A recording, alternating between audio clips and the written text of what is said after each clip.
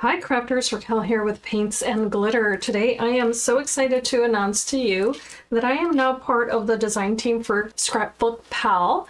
And at that store, you're going to be able to find some amazing craft materials. Included among them is this collection here from Pinkfresh Studio. It comes with dies, stamps, and stencils that you can use with each other or on their own. So I will have a tutorial for you today. I'm also going to be using these little champagne clear drops among some other items, and I want to invite you, of course, to also check out the blog and the YouTube channel for Scrapbook Pal, because they were kind enough to send me these items. So on that YouTube channel and on the blog, I'm going to have a tutorial for you that'll be different from the one I'm sharing with you today. So I do hope that you check them out. All links will be available in the description bar of this video. So I will now get started with today's tutorial. For this particular technique here, which I'm going to show you in a moment, if you see there's that glimmer on those pretty little flowers, I've started off with some soft lilac ink, lavender, and candy violet. And I'm actually going to take the candy violet first. And my stamp is here. I'm going to just stamp little places here, not the entire thing, on that stamp. Then I'm going to take the lavender. I'm going to do the same thing, trying to aim that block at different areas there.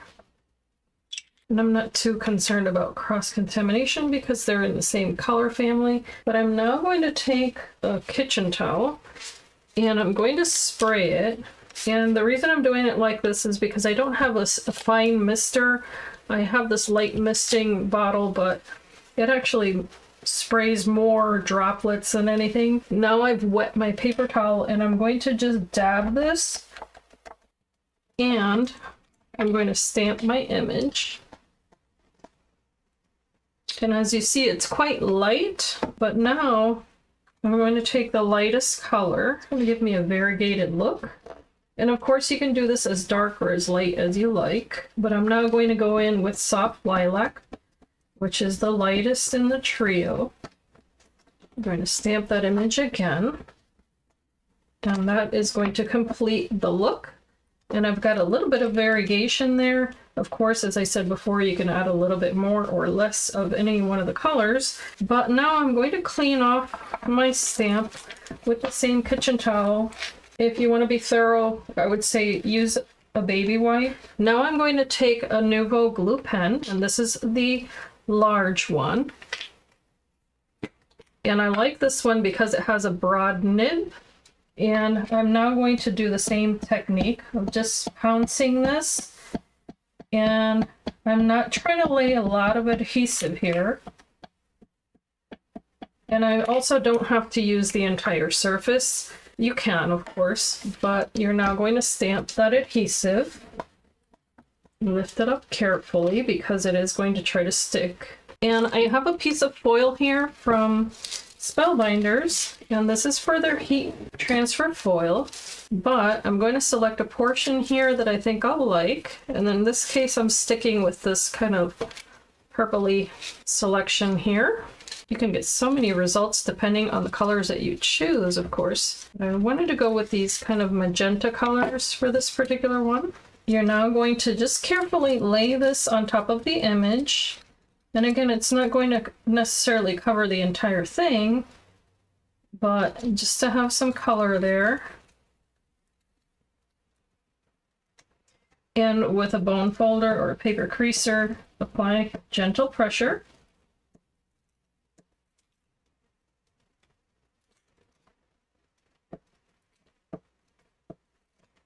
You may want to do this in more than one direction. It's firm but gentle. Then you peel it away. And now you have the application of that foil right on those flowers. Now it's going to look a little bit messy at first, but if you got the foil on any area that you didn't want, just take a sand eraser and go over those little areas. where you're sure 100% that you didn't want the foil. Anything that just doesn't look as pretty as you'd like it to, for instance, between the petals maybe, just so that it doesn't look like one big blob. And of course what's fun about this is that you can kind of do a reverse transfer in a way. It's that easy, and now I can go ahead and proceed with making a card with these. To cut out this image after you've stamped it, then go ahead and place the die cut or the die right on top, and then make sure to avoid the image when you're placing your low tack tape. And then you can go ahead and run this through your die cutting machine. And you now have your little image ready to go so that you can create your little easel. And of course, if you want to use the same size again, then all you have to do is flip your paper. So I purposely stamped them opposite of one another, so that way I could have two on the same strip of paper. So be mindful of that depending on how you want your artwork to look, whether it's that way or that way. There's no wrong way, I don't think.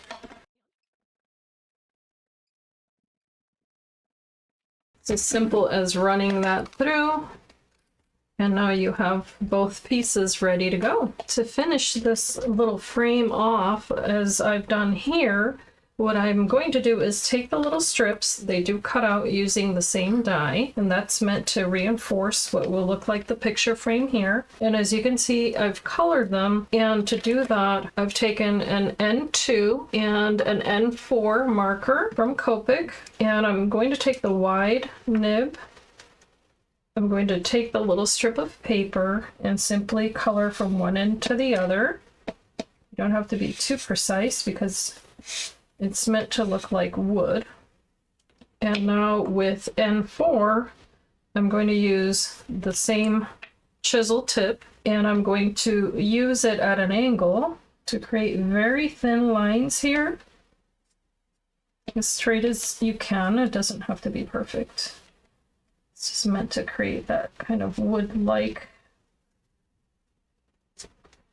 texture.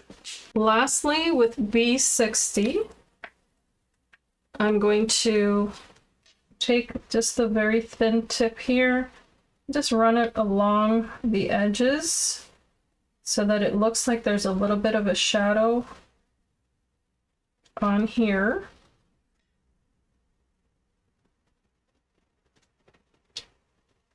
And this is a very light color, so you don't need a whole lot either. Then you only need to apply a tiny little bit of adhesive on those edges. And then layer on top your little strips of paper.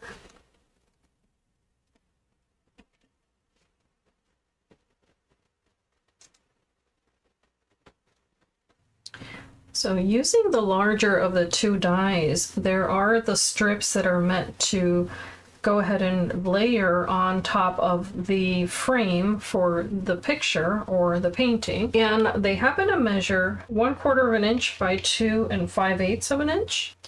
So that's these little strips here. I've cut a total of 16 of them, and I'm going to adhere them on top of a panel that, my apologies, 4 1/4 by 5 3/4. Create a line here from 1/8 to 4 1/8, and this is on the long side, on the 5 3/4 inch edge there. I'm going to flip it over, do the same thing here from 1/8 of an inch all the way down to 4 1/8. And again, this is just to give myself a guideline. And then on the shorter end, on the 4 1/4 inch side, I'm going to start scoring this at every 1/4 inch.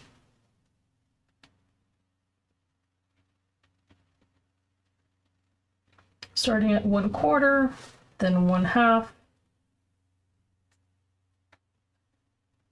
3/4, 1 inch. And I'm going to proceed all the way to the 4 1/8 inch, or I'm sorry, 4 inch. So I'm going to go all the way to 4 inches, but I'm skipping lines here, so I'm only scoring every 1/4 of an inch.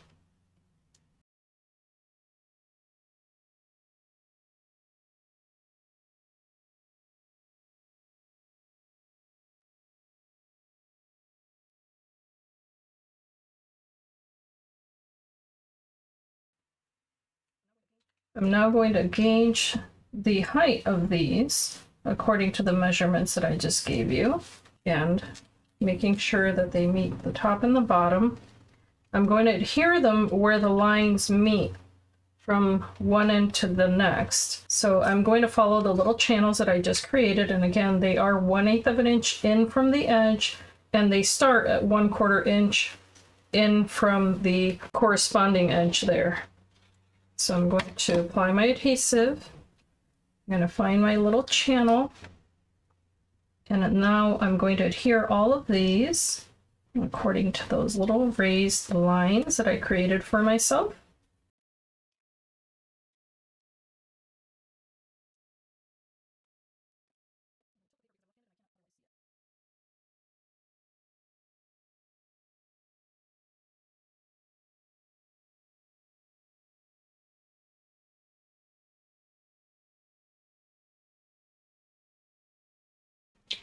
I've used the larger die and I've cut out only this little portion here. I'm going to be placing it behind the pictures and then cutting them down to fit. But first I'm using the neutral gray number 4 again to just color these papers. Makes it sometimes a little bit easier than looking for gray paper, especially if I know it's going to match everything else. Again, that was N4. I'm now going to gauge the distance here. I'm going to apply just a tiny bit of adhesive in the back, and I think I want to leave it there for a moment while I decide how far up the wall this little picture is going to go. I think I like it there, so I'm barely touching that paper. And of course you can use the grid on your table if you happen to have one, and then press. You can then cut away any excess. And now apply adhesive here. Just a very small amount is good enough. For that, I love this applicator. Makes it a whole lot easier.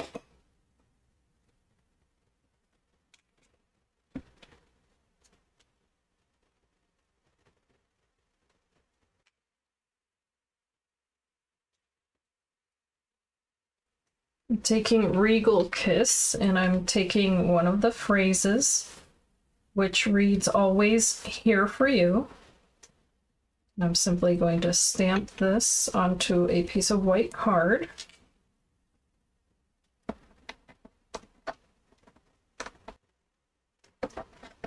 I'll cut this down. I'm going to add this with a little bit of foam adhesive. Just add a little bit of shadow here, because it's very monochromatic. I'm living dangerously here, but I meant to trim this before I added the sentiment, so I'm just going to go ahead and trim it down to 5.5 inches tall, or just under 5.5 inches tall. And a guillotine cutter, I think, is the only way to get this done, to be completely honest. So again, I'm going to make this just 5 3/8 inches tall. And be trimming off a little bit of the sides here so that it measures 4 1/8 inches wide.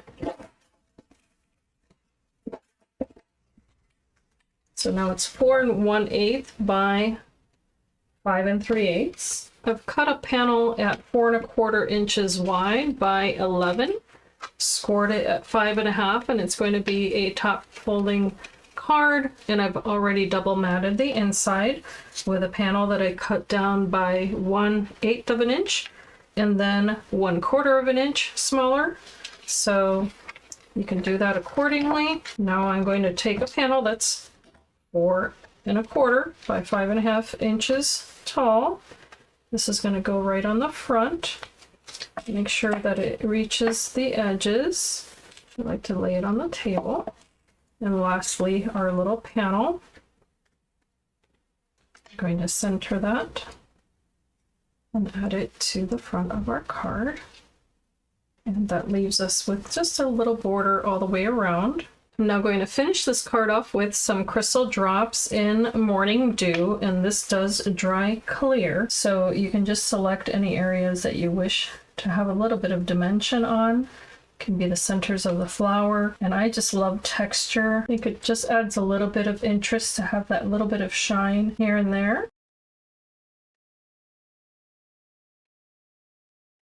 And that finishes this card. I think it's super pretty with the little added shine there. Okay, for this set of little images that I'll be using on the next card, what I've done already is to stamp out the image of the flowers and this other little cluster here, using the stamps, of course. And once you receive this in your hands, you'll notice that it does say Abstract 1, Abstract 2, so on and so forth. So you use the pieces that you like. And what I've done is that I've taken Abstract 1 from Stencil 3 and I used it twice, once here. So if you notice where I'm laying this down, you'll be able to see the color. I applied the darker color to one end and let it be lighter toward the other. I turned it around and I did it the same way, applying darker color to one end and then allowing it to be lighter.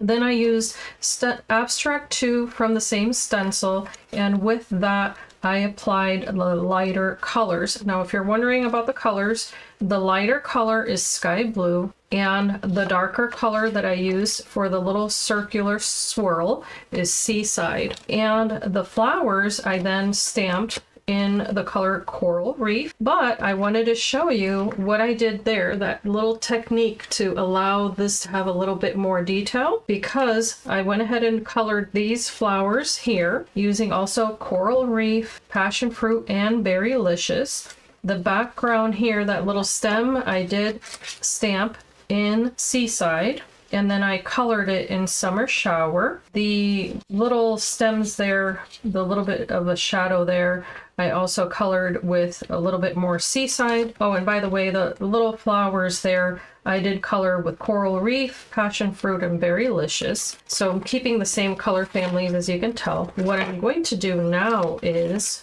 that I'm going to add a little bit more detail here. So I have these Nuvo Elementary Midtone watercolor pencils. They're highly pigmented, and there's 12 in total in here. And I'm taking the color Rose Trellis. This is the closest in hue to the ink that I've applied here. And now I'm going to go in and just draw tiny little lines toward the base of these petals.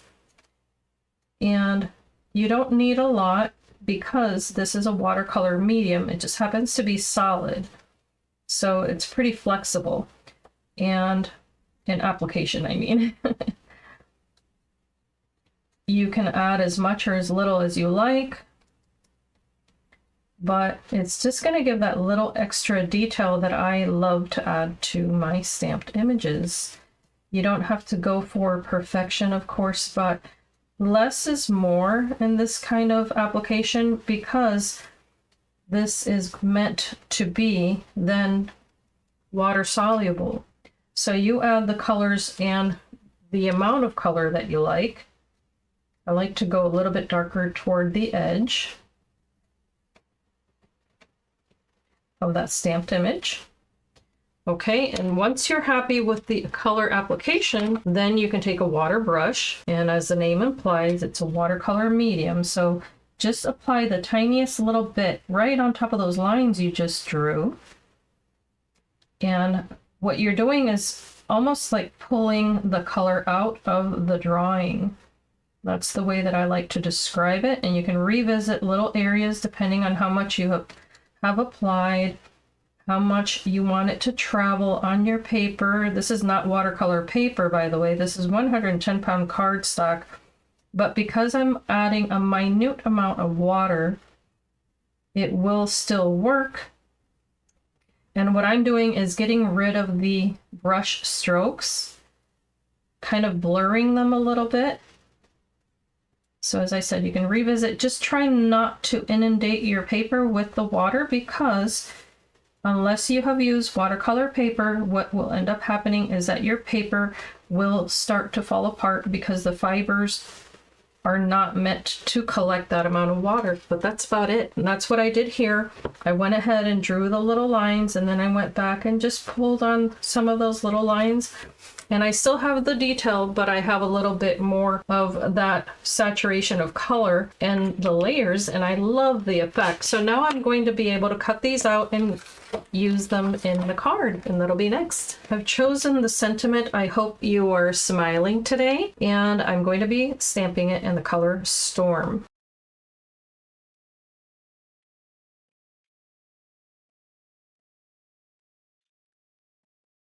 I wanted to show you that the image here, for instance, the flower and the little fruit, you can cut out individually with these dies. However, the little portion here that creates what's the canvas is different. And of course, in this case, because there is no die to cut out that piece, then all you do is use the smaller of the two canvases, and you line it up accordingly to make sure that that's centered nicely, and then go ahead and apply some low tack adhesive here, and this is how you'll be able to cut this out. And this one can then layer on top of the canvas that you can cut out with this larger one. Before adding my little stamped image to its frame, I'm going to be taking just the tiniest little drop of shimmer powder and blue blitz, and I'm going to add it to a little stamp block.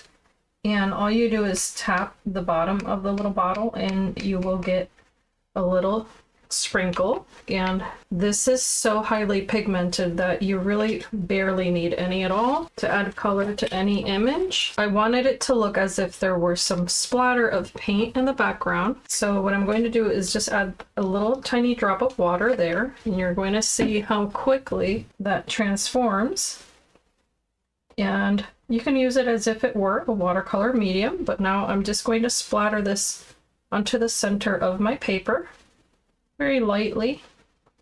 So I want it to look very delicate still, but just have a little bit of splatter of color there. That's as easy as that. You can alternately also color all of your images using that. And now I'll be able to place this right on top. Just going to adhere my little image there, and I'll center this. I want this to also look like a pseudo real piece of artwork. So because I'm going to be framing this, I'm going to take my Copic and B60, and I want to make sure that's completely adhered, and I'm just going to draw a little tiny line on the edges here just to create a shadow effect, and the same on the bottom. And you can do the same on the sides if you'd like to, and if you're more comfortable you can definitely use the chisel tip.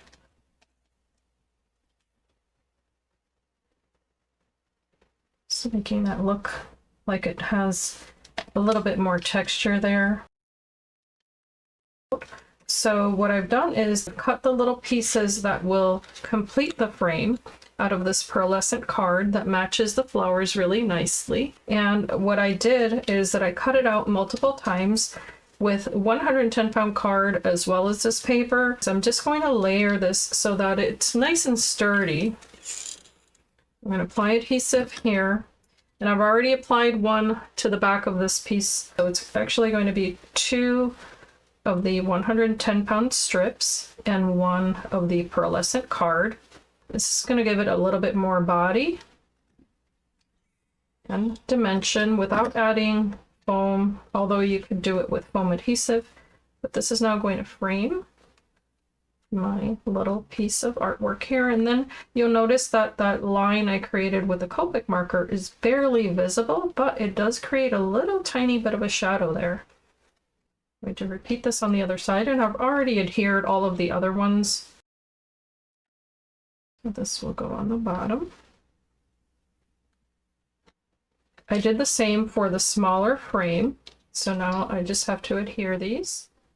It's a little bit more delicate and smaller, so I didn't want too much bulk on that.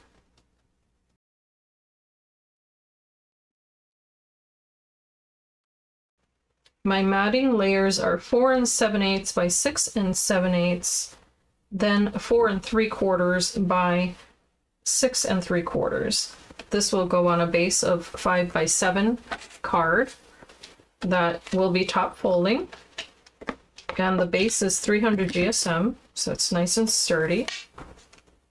Cutting the papers to that size will leave me with a nice little frame all the way around. So these have this little element here, which I've cut out of this glitter card. And I've also doubled that up with 300 GSM card, again, because I like my pieces to be nice and sturdy when they're very delicate. So I always double or triple them at least. And now I'm going to be able to add that to the back of this frame. For that, I'm going to be using the scrappy tape, just a little strip of that, just to make it a little bit easier. I'm going to have that on the second one as well. And I'm going to be hanging these on the wall, so to speak. So this one will be a little bit higher because it's smaller. It's a little more delicate looking. And then I'm going to line this up where I want it. So of course you do it at the height that you prefer. And I think there is nice. And then I can apply pressure there. Okay. And if you need to, you can always gauge it by the grid on your mat here. And then apply your adhesive. And now this is going to have quite a bit of dimension. So you may want to add a little bit of dimension at the bottom so that it all adheres nicely. And here I've added some little foam adhesive squares, and then I'll complete the application of that here. Of course, not wanting to overlap my edges there. First, trying to gauge here the distance of this particular little picture. I think I'll make it a little bit shorter. For this next little embellishment that I'm going to be adding to the front of the card, I decided to take a piece of vellum, and I'm actually going to be taking the stencils. Then what you can do is place a stencil on the front of your paper, and then what you're going to be doing is flipping it over. So you can do it like so, and just take a piece of low tack adhesive to hold on to it. And now what you do is you take a ball tool. I'll be using this very small one, and you follow the outline of that stencil opening by applying gentle pressure. So you're essentially tracing the image, and it's very difficult to show this on camera, so I hesitated doing this, but I wanted to show you how it's done, because once you get the gist of it, you realize how easy it is. But now you can either draw little lines within that empty space if you'd like to, depends on the look you're going for, or you can use any number of other ball tools and shapes to fill in the space. So I'm going to place this on top of something gray here so you see the difference. And then you go step by step using each and every one of the stencils. So of course you're matching them up as if you were going to color the stencil layer. So you already know where you placed your first one, then you go on to stencil 2. You have your low tack tape there. So now it's just a matter of pressing that adhesive once you know your placement is correct. And then you just simply flip it over and you continue on. And as I said before, depending on the look that you want to achieve, you can apply either pressure on the edge of that image only. You can do what I'm doing here, which is just simply burnishing in a circular motion.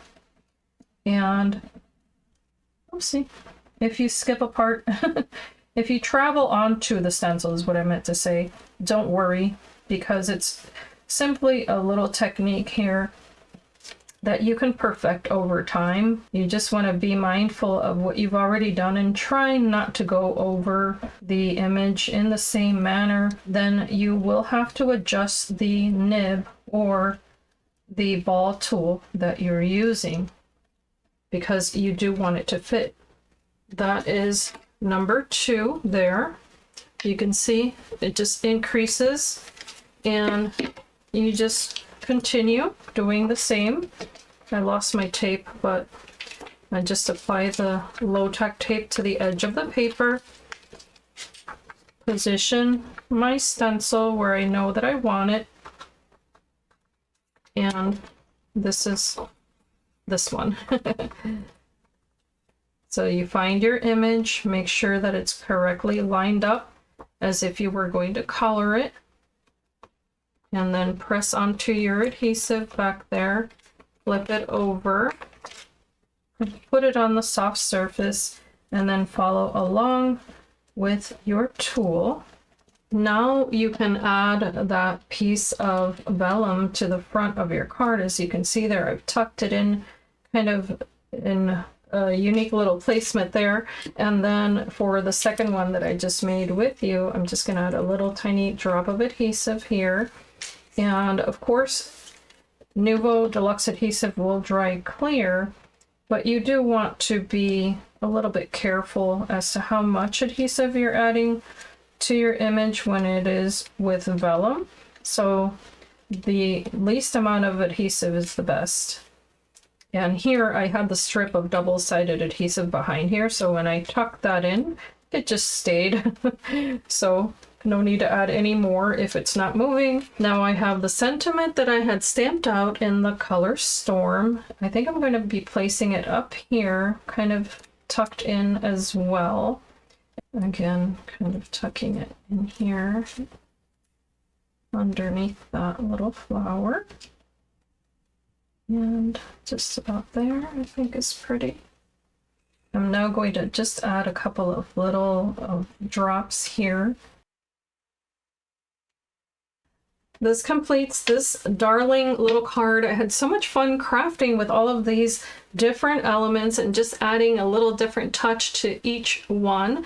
And of course, you can create with these using different techniques that you may already know, just changing colors, adding different little elements such as the foiling here on top of the little flowers, repeating different elements like the little die cuts over and over, just adding different techniques that you may already know or different dies you may already own. So be sure to check out other videos on Scrapbook Pal, and be sure also to subscribe to the channel for more inspiration. And as I always say, I do hope that you can be inspired and be blessed.